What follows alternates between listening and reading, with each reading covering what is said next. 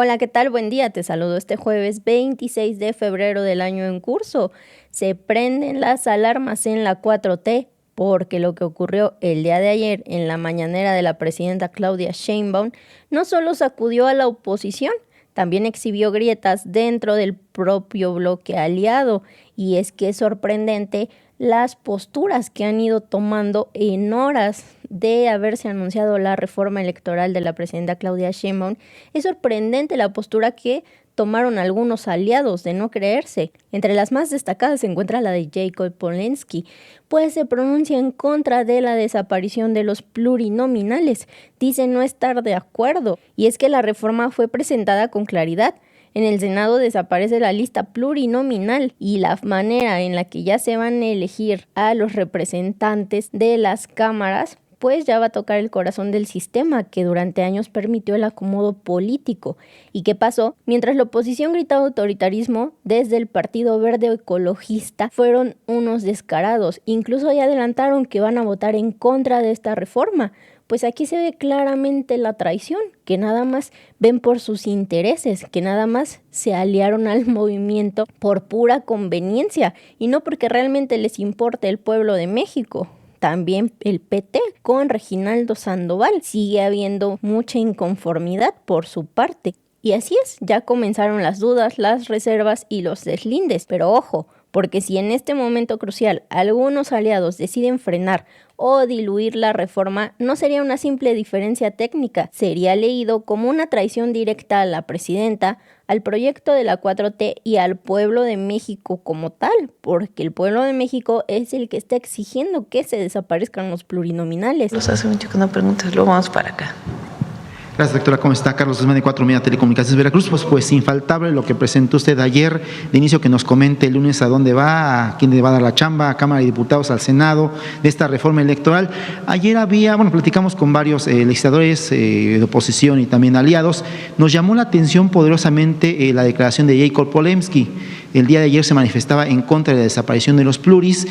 También el Verde, el Partido Verde, obviamente el PT, Reginaldo Sandoval, pues siguen en desacuerdo. Buscará en estos días que faltan para enviar la reforma oficialmente a alguna de las cámaras cerrar filas en los aliados, doctora.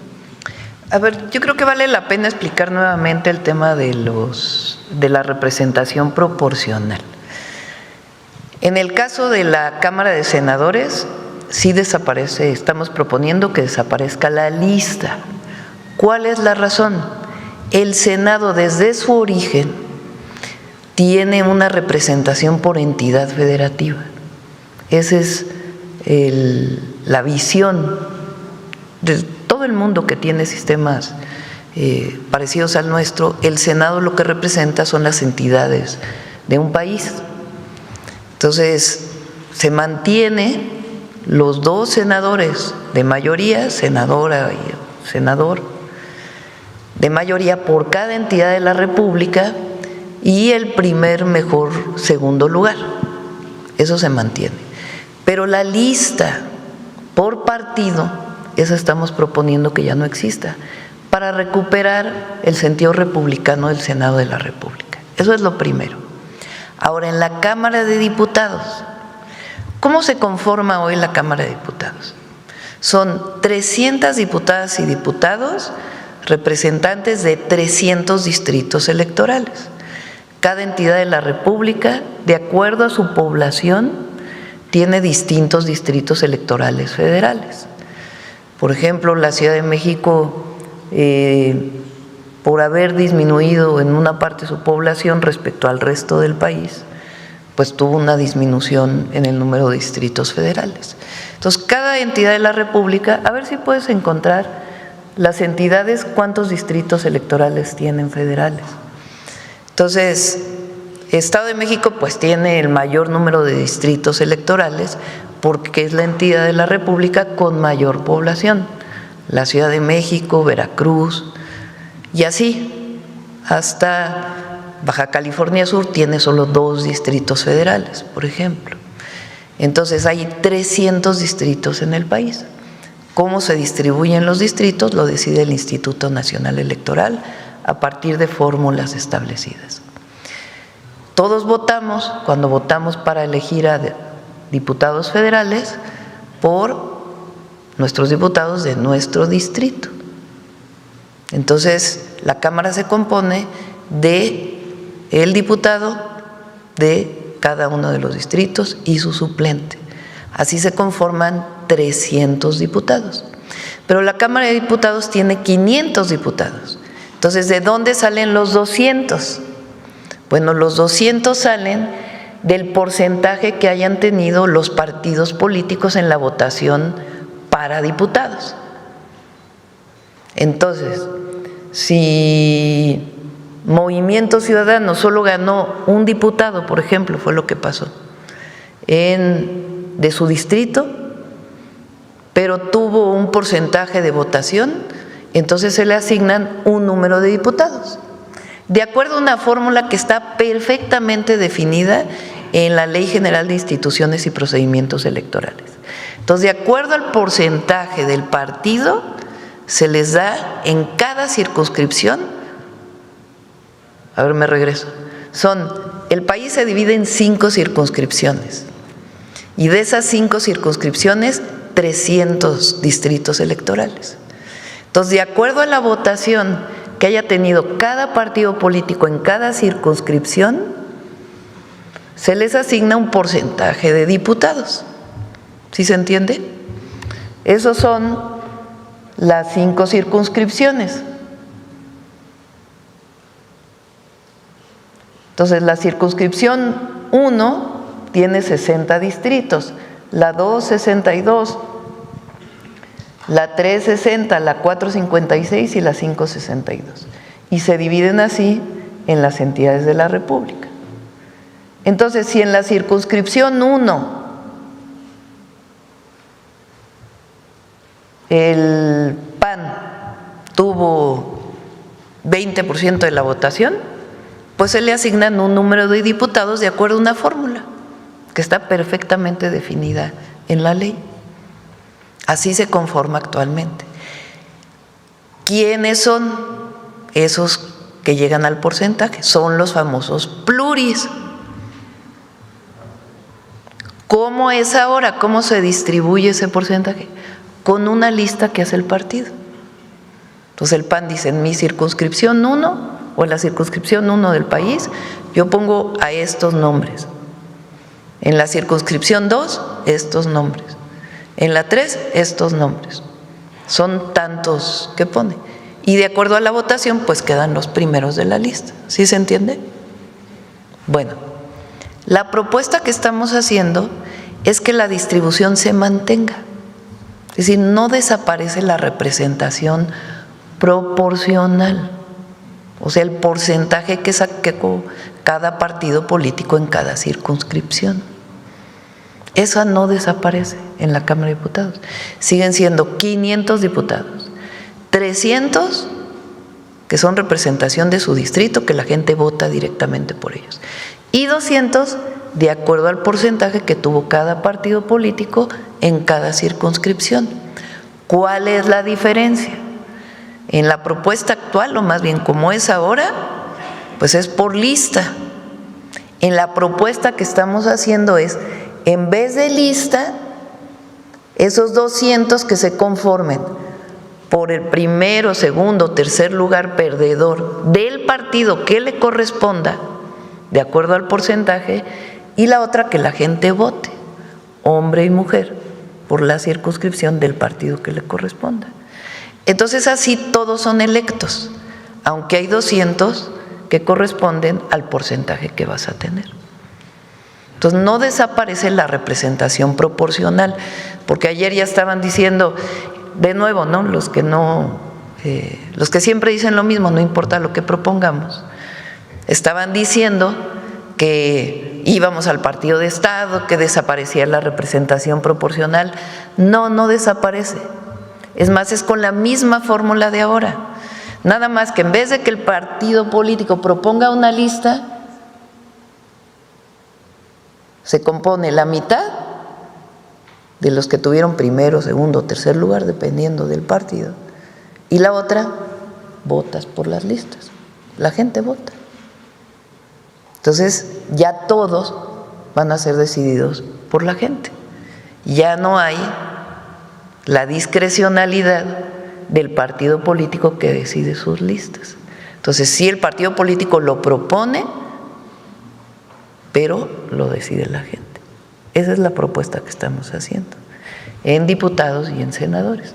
Y el 25% de reducción que estaban diciendo, ay, le van a quitar al INE todo, y no, es 25% distribuido en ¿qué? INE, institutos electorales locales, que hoy les llaman OPLES, partidos políticos, sueldos, salarios de diputados estatales y todo lo que le dan a los diputados estatales, que se unifique, que no sea que eres de un estado de la República y ganas 500,000 pesos al mes y eres de otro estado y ganas 50,000 pesos al mes, que se unifique y de ahí va a salir un porcentaje muy importante y que se reduzca la cantidad de recursos que va principalmente al Senado de la República, que tiene muchísimo por cada senador, y como van a ser menos, pues se reduce. Entonces, si se fijan, pues tampoco es que sean los grandes cambios. Responde a dos peticiones que ha estado haciendo la gente: que desaparezca la lista de plurinominales, más no la representación proporcional, y dos, que disminuya el costo de las elecciones al pueblo. ¿A dónde va la chamba? ¿A Cámara de Diputados, a Senado, doctor? Probablemente a Cámara de Diputados la vayamos a mandar. Y como dije, o sea, si hay quien no está de acuerdo, está bien que no esté de acuerdo, pero nosotros no vamos a cambiar.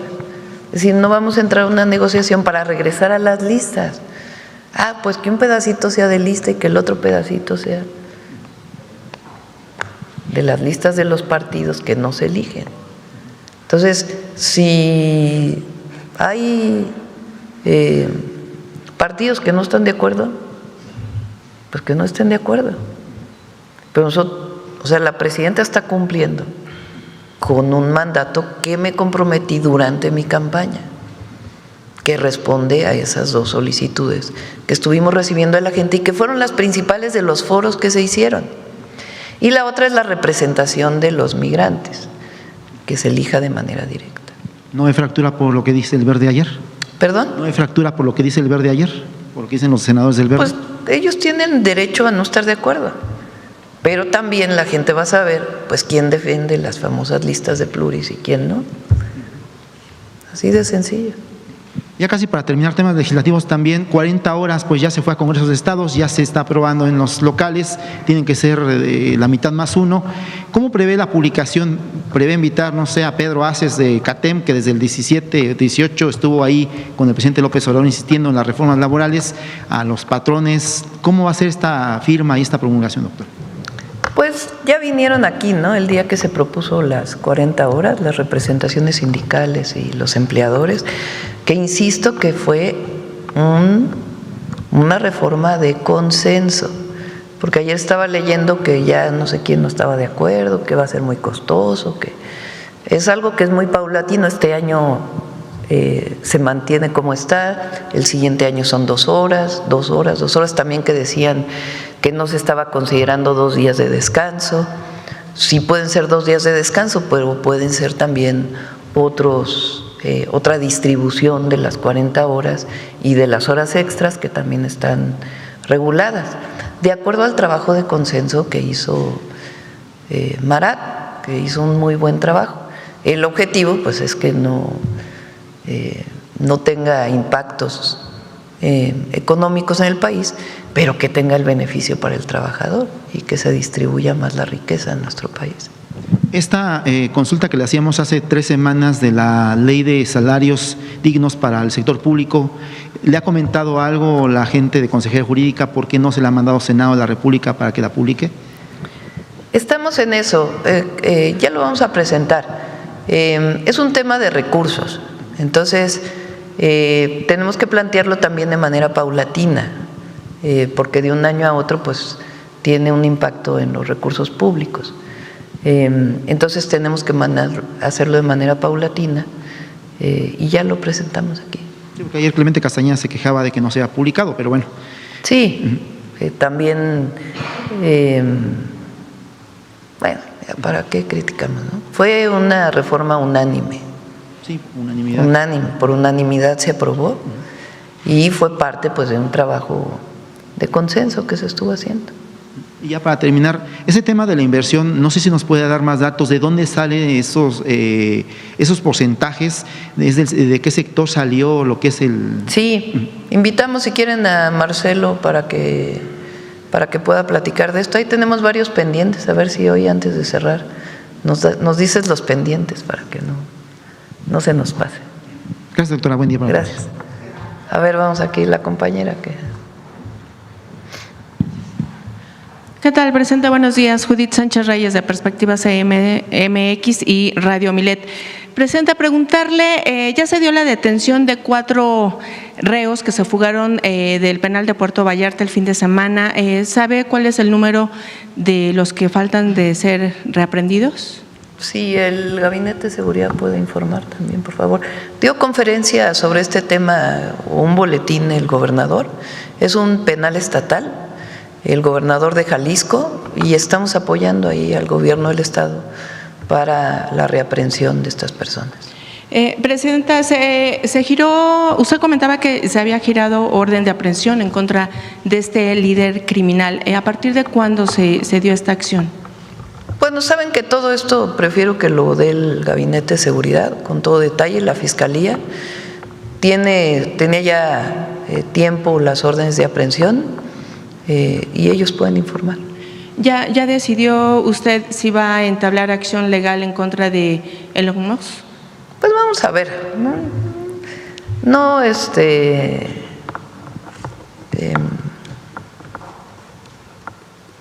No creo que valga la pena entablar un debate. Entonces lo descarta. No sé, todavía estamos valorando. Están valorando los abogados. Pero digamos que como político es muy buen empresario. Vamos. A ver el compañero que hace rato. Gracias, muy buenos días, presidenta. Con su servidor Carlos Pozos de LM Noticias, Lor Molécula. Pues preguntarle, presidenta, ¿cuáles considera ustedes que son los factores para que se tenga este crecimiento de 47.8 millones de visitantes? ¿Qué tiene México? ¿Cuáles son esos factores que hace pues que los extranjeros vengan a nuestro país? Primero, pues la grandeza de México, la grandeza cultural, natural de México. Segundo, el proceso político que estamos viviendo en México llama la atención en todo el mundo, en todo el mundo. Europa, Asia, África, América Latina. La gente quiere saber qué es lo que se está viviendo en México, qué es la transformación en el país. Y tercero, pues el buen trabajo de la Secretaría de Turismo, que la verdad, como decía el otro día, tiene pocos recursos, pero está buscando todos los mecanismos para promover al país. Entonces, todo eso se junta y tenemos pues los números, y muy probablemente este año crezcan, porque además pues tenemos el Mundial, que va a representar la visita de muchísimos millones de personas. Presidenta, antes de iniciar con mi pregunta, un agradecimiento pues de parte del equipo de LM Noticias. Pues el viernes 29 de agosto del año pasado, del 2025, revelamos las pensiones privilegiadas y jubiladas de Pemex y Comisión Federal de Electricidad. En ese entonces usted nos dijo que más adelante se daría información al respecto. Agradecerle pues el pasado miércoles 18 usted dio a conocer la iniciativa de reforma al artículo 127 constitucional para decirle adiós a las pensiones millonarias de funcionarios y exfuncionarios en Pemex y en CFE. ¿De algo sirven estas preguntas, presidenta? Gracias. Al contrario. Bien, inicio con la primera pregunta, presidenta. Estados Unidos apenas intercepta el 3% de las armas que llegan a México. El general secretario de la Defensa apenas el lunes nos informaba que las armas utilizadas en contra del ejército en el operativo de captura del Mencho, un 80% provenían de Estados Unidos. En lo que va de la actual administración se han asegurado más de 23,000 armas, de las cuales el alrededor 80% provienen de los Estados Unidos. Y un dato muy importante es de la Oficina de Alcohol y Tabaco, Armas de Fuego y Explosivos de Estados Unidos, que reporta que en el año del 2025 interceptó 4,359 armas de fuego que tenían como destino nuestro país. Presidenta, la pregunta es, ¿podemos como país exigir también resultados a nuestro vecino país del norte? Pues esto ayudaría a ambas partes. Esa sería la primera pregunta. Y la segunda pregunta en ese sentido, Presidenta, ¿ha iniciado la pacificación del país en zonas neurálgicas? En el primer punto es algo que hemos estado pidiendo a Estados Unidos. Bueno, desde el gobierno del presidente López Obrador. Y fíjense la diferencia, porque en el periodo de Calderón, ¿cómo se llamó aquel operativo? Rápido y Furioso. Que nunca hubo responsables, por cierto, ni de Estados Unidos ni de aquí. O sea, ingresaron armas de Estados Unidos a México, supuestamente con unos chips para ver a dónde se iban a ir. Imagínense nada más. O sea, ¿y qué fue lo que hicieron? Las recibieron los grupos delincuenciales, le quitaron el chip y las usaron.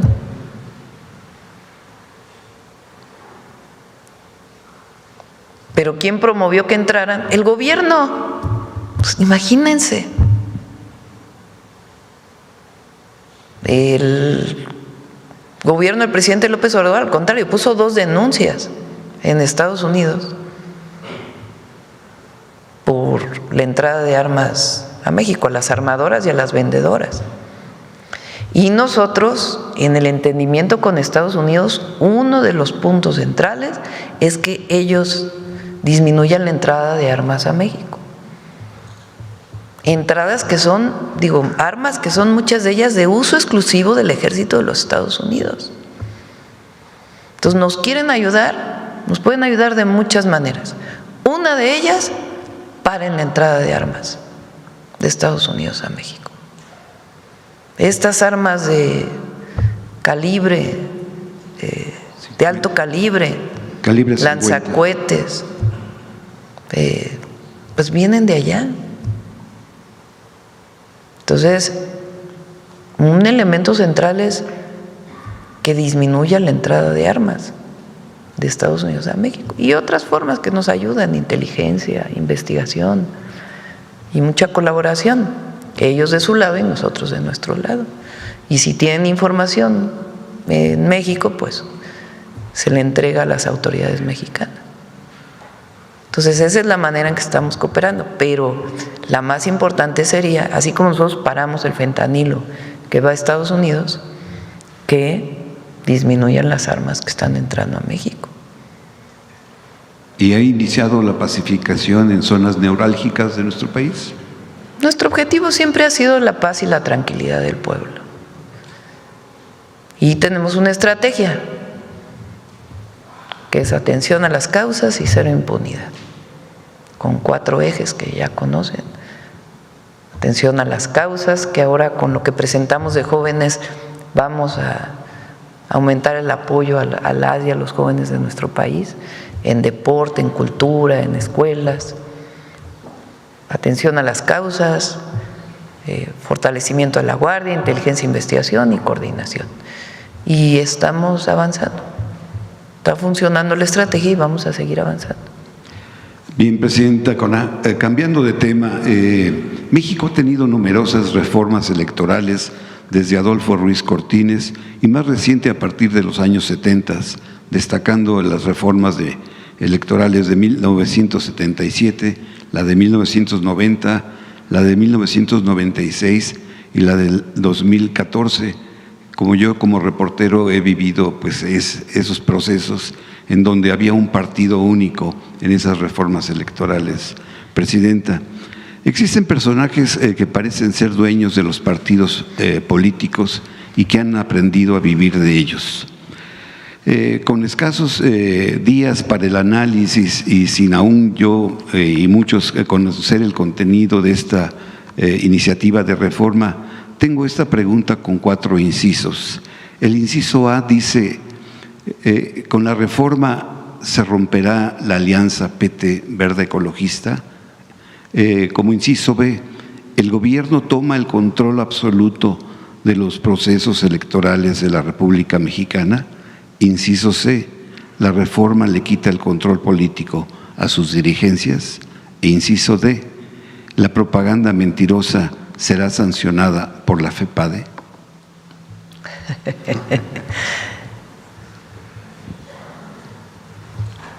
Voy a repetir lo que dije. La presidenta tiene una responsabilidad con el pueblo, a la que me comprometí, que es enviar una reforma que tenga 2 elementos que durante la campaña y desde hace mucho tiempo pide la gente: que no haya listas de pluris y que disminuya el costo de las elecciones y los partidos políticos al pueblo. Y estamos enviando una reforma que cumple con esos 2 planteamientos. Repito, se reconoce la diversidad política del país. Nadie quiere regresar a partido de Estado.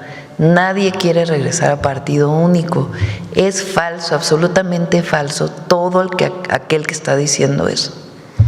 Falso. Es más, se mantiene la misma representación que está hoy en la ley, la representación proporcional, igualita. Nada más que ya no es la lista de los partidos, sino se elige a esas personas. Esa es la única diferencia. Entonces, nosotros vivimos el partido de Estado, nosotros no queremos regresar a eso. Pero tampoco queremos la democracia de las élites. La democracia es el poder del pueblo, esa es su definición. Lincoln decía, la democracia es el poder del pueblo, por el pueblo y para el pueblo. Entonces, la Cámara de Diputados, ¿qué son los partidos políticos? Un instrumento de representación del pueblo.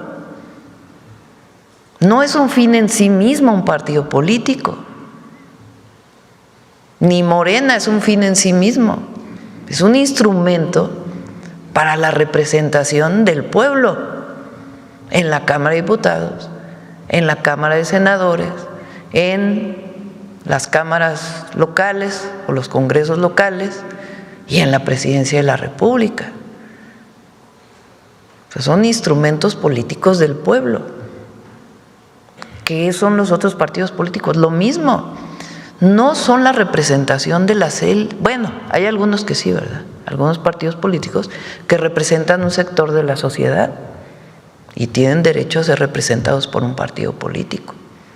¿Qué buscamos nosotros? La representación de las grandes mayorías. Pero son instrumentos políticos, no son fines en sí mismos. Entonces, las cúpulas de los partidos políticos que se han mantenido y se quieren seguir manteniendo, pues lo único que decimos es, si quieres ser diputado, pues busca el voto popular para que realmente sea representación del pueblo, o de la gente, o de un sector de la sociedad.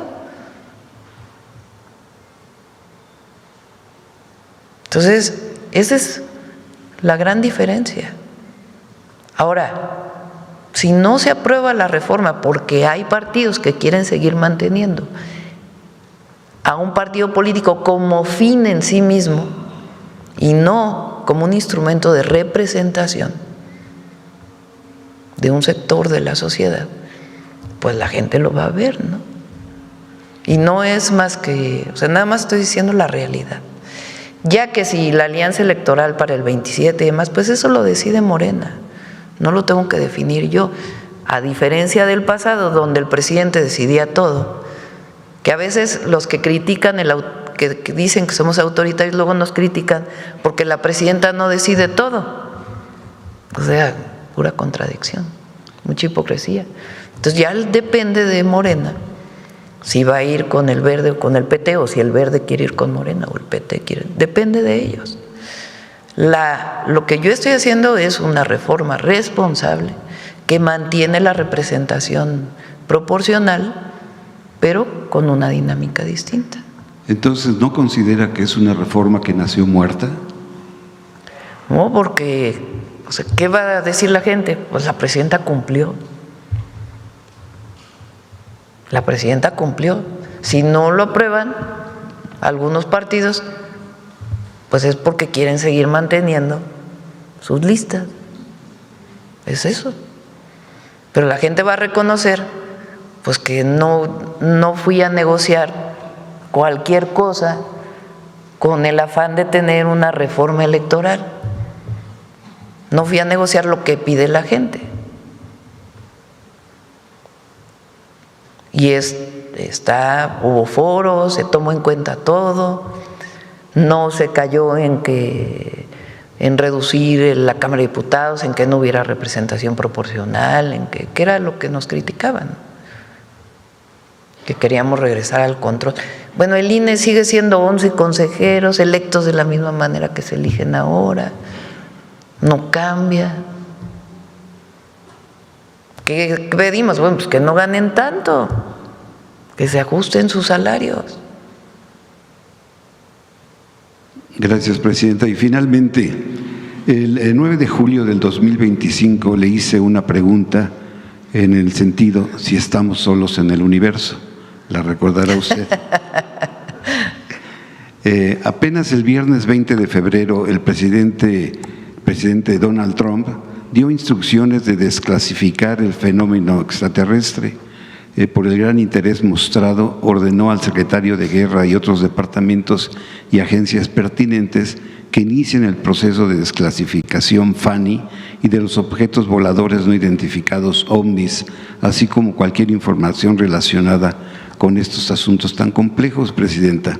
La pregunta es, presidenta Sheinbaum, ¿usted ordenaría a la Secretaría de la Defensa y Marina desclasificar todos los archivos que existan en oficinas? No creo que tengan archivos no creo que estén investigando vida extraterrestre la Defensa Nacional. Pero bueno, vamos a ver qué sale de Estados Unidos, ¿no? Pues el mensaje es claro. ¿Están con la transformación o están defendiendo los pluris que les garantizan posición? ¿Van a cerrar filas con el mandato popular o van a negociar en lo oscurito? La reforma aún no llega formalmente al Congreso y ya hay nervios, ya hay presiones y ya hay quienes parecen estar midiendo el costo político. Ya hay quienes nos adelantan que van a votar en contra, que no están de acuerdo y que van a tratar de seguir negociando. Lo que no les queda claro es que la presidenta Claudia Sheinbaum ha dicho que ella no le va a mover ni una coma, pues ella le está cumpliendo al pueblo de México y eso es lo que debería de importarles. Pero hoy vamos a hablar sin filtros. ¿Quién está firme con la presidenta y quién podría quedar marcado como el que le dio la espalda al pueblo de México? Este momento es decisivo y al parecer muchos aún no se han dado cuenta. Y bueno, hasta aquí la noticia. ¿Ustedes qué opinan? Déjenme sus comentarios y si les gustó el video no olviden darme su like y compartir con sus amigos para que también estén bien informados y al tanto de lo que acontece día a día en el país. Te veo en un siguiente video. Hasta luego.